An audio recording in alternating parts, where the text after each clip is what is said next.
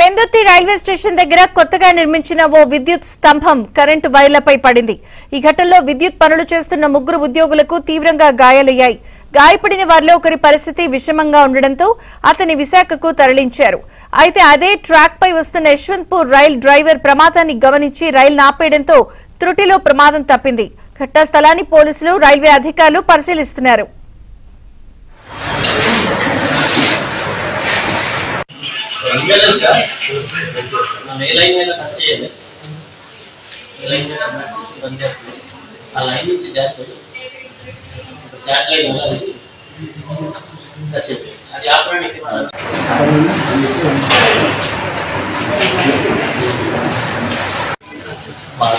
అంటే అదే ఒక కోడ్ కరెక్షన్ చేస్తున్నప్పుడు అది ఎలా పడి ఏంటన్నది అసలు మాకు ఐడియా కూడా లేదు.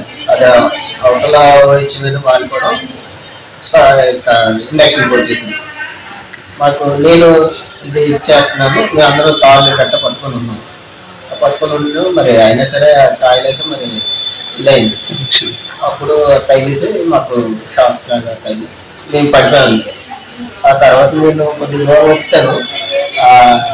దీంట్లో అంటే కొద్దిగా బస్సులో వచ్చేసాను. కొద్దిగా దూరం వచ్చి మేము పడిపోయిన తర్వాత ఆ తర్వాత తీసుకొచ్చి ఇక్కడ పెట్టడం, ఇక్కడ జాయిన్ చేయడం.